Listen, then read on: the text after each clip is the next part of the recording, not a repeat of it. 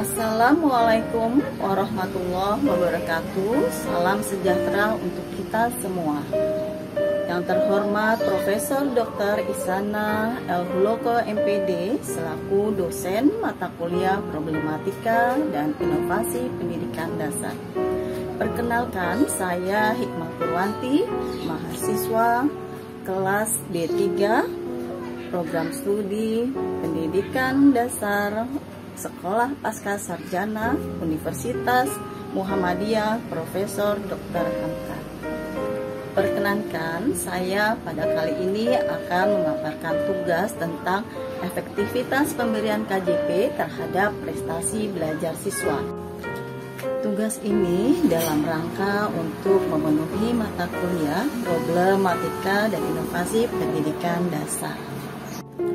Menurut Undang-Undang Dasar 1945 Pasal 31, setiap warga negara berhak mendapatkan pendidikan, wajib mengikuti pendidikan dasar, dan pemerintah pun wajib membiayainya.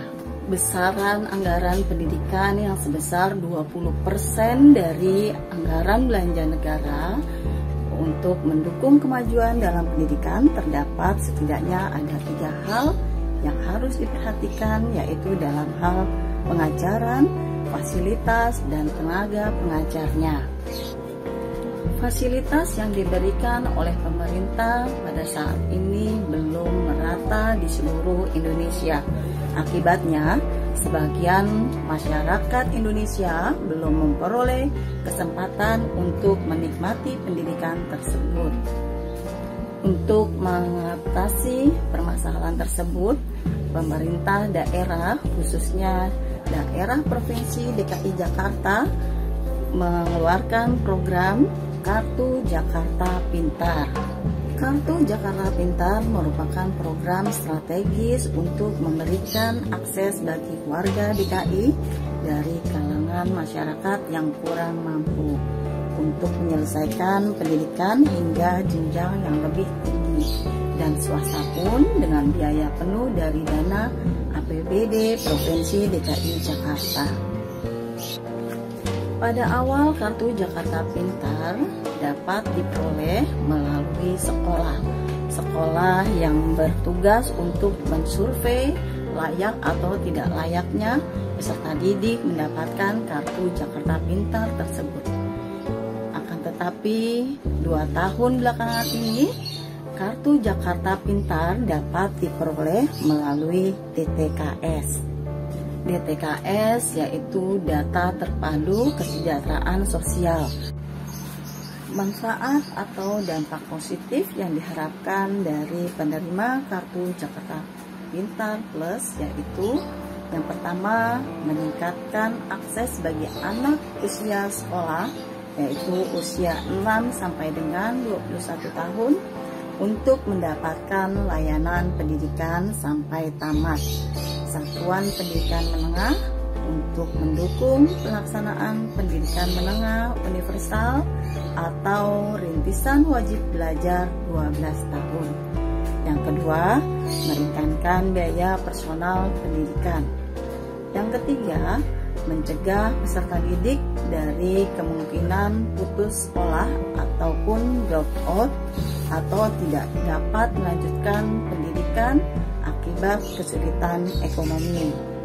Yang keempat, yaitu mendorong siswa putus sekolah atau drop out atau anak tidak sekolah agar mendapatkan sekolah pendidikan di sekolah atau sanggar kegiatan belajar atau SKB, ataupun bisa juga di pusat kegiatan belajar masyarakat atau yang sering kita dengar dengan PKBM, lembaga kursus dan pelatihan atau satuan pendidikan non formal lainnya.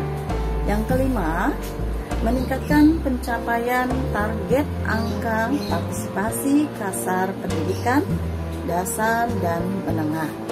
Yang keenam, meningkatkan kesiapan siswa pendidikan menengah maupun peserta pendidikan kesetaraan dan kursus untuk memasuki pasar kerja atau melanjutkan dilanjutkan ke jenjang pendidikan yang lebih tinggi. Dengan besaran KJP Plus yang diperoleh oleh peserta didik tersebut, peserta didik dapat menarik tunai dana tersebut setiap bulannya sebesar Rp100.000. Selain itu juga, peserta didik dapat membelanjakan kebutuhan-kebutuhan pokok untuk memenuhi kesehatan dan kebutuhan gizi bagi peserta didik, seperti susu, daging sapi, telur, makanan-makanan, obat-obatan, ataupun vitamin yang dapat meningkatkan kecerdasan bagi peserta didik. Akan tetapi, dengan pemberian KJP Plus kepada peserta didik ini, tidak sedikit terdapat banyak penyelewengan dalam penggunaan dana KJP tersebut. Misalkan saja di lapangan ada beberapa temuan di lapangan, yaitu transaksi non tunai untuk pembayaran karaoke, SPBU, dan pembelian emas bagi peserta didik yang dibelanjakan oleh orang tua tersebut. Banyak juga toko-toko yang memberikan tanda dapat menggunakan kartu Jakarta Pintar untuk pembelian yang ada di toko tersebut. Akan tetapi, barang-barang tersebut ada juga yang fiktif. Pemberian kartu Jakarta Pintar kepada peserta didik yang dianggap tidak mampu ini masih memberikan banyak permasalahan. Banyak juga peserta didik yang mendapatkan kartu Jakarta Pintar tidak memanfaatkan dengan sebaik-baiknya.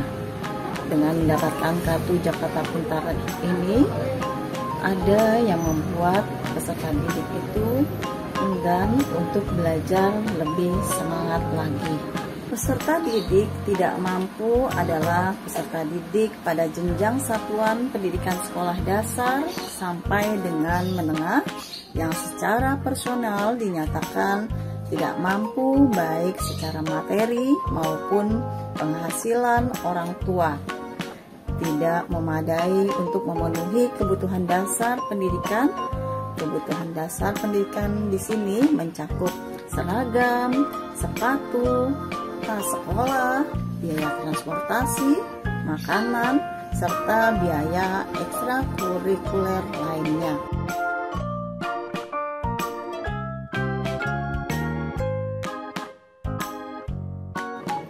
Assalamualaikum warahmatullahi wabarakatuh. Perkenalkan, saya Transvita, salah satu guru di SD Negeri Jakarta Selatan.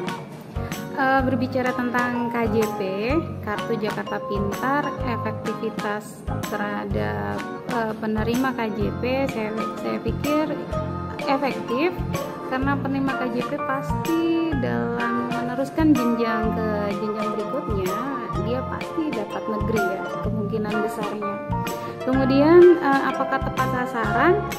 Ya, tepat sasaran karena memang dalam pemberian KJP kita harus melalui survei apakah layak atau tidak layak, yang disebut kategori miskin ya, gitu ya, kayak gitu. Kemudian manfaat KJP untuk apa? Salah satunya yaitu dari kategori yang tadi kurang mampu itu, dia bisa untuk membeli keperluan sekolahnya ya. Kemudian kalau di Jakarta juga dapat sembako murah ya, salah satunya susu ya untuk perbaikan gizi anak. Kemudian pengaruh terhadap prestasi bagaimana? Dalam pemberian KJP ini saya rasa membangkitkan anak juga untuk lebih berprestasi ya di sekolahnya, ikut aktif dalam kegiatan-kegiatan ekskul ya. Dari beberapa pengamatan kami yang ikut KJP juga aktif dalam ekskul, dalam lomba-lomba seperti itu.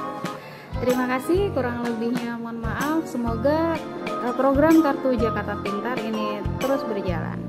Wassalamualaikum warahmatullahi wabarakatuh. Assalamualaikum warahmatullahi wabarakatuh. Perkenalkan, nama saya Antela Febriana. Saya mempunyai anak yang bernama Ani dan Indi Sabira dan sekarang duduk di kelas 5 SD di SDN Kebayoran Lama Selatan 05. Alhamdulillah, di kelas 3 anak saya mendapatkan bantuan berupa Kartu Jakarta Pintar yang lebih kita kenal adalah KJP, tetapi melalui DTKS. Dengan mendapatkan bantuan berupa Kartu Jakarta Pintar setiap bulannya, alhamdulillah untuk kebutuhan seperti buku, pulpen, perlengkapan sekolah maupun seragam, bahkan pangan bersubsidi untuk kebutuhan anak insya Allah terpenuhi. Dengan mendapatkan bantuan berupa KJP, alhamdulillah kebutuhan keperluan sekolah anak insya Allah terpenuhi. Dan pastinya kita sebagai orang tua pastinya lebih memotivasi lagi anak untuk supaya rajin semangat belajarnya, agar sesuai dengan namanya Kartu Jakarta Pintar, pastinya agar anak kita lebih semangat belajar dan lebih lagi berprestasi di kelasnya. Baru saja kita dengarkan tanggapan KJP dari guru dan orang tua penerima KJP. Demikianlah tugas mata kuliah Problematika dan Inovasi Pendidikan Dasar mengenai efektivitas pemberian KJP terhadap prestasi belajar siswa. Harapan kami setelah dengan adanya KJP ini, prestasi peserta didik yang menerima KJP bertambah pintar dan dapat mengikuti pendidikan. Harapan kami juga kepada pemerintah, khususnya Dinas Sosial yang menangani DTKS, agar dalam pemberian KJP Plus ini sesuai dengan sasarannya, sehingga tidak ada lagi masyarakat yang dianggap mampu menerima Kartu Jakarta Pintar. Terima kasih atas perhatiannya. Wabillahi taufiq wal hidayah. Wassalamualaikum warahmatullahi wabarakatuh.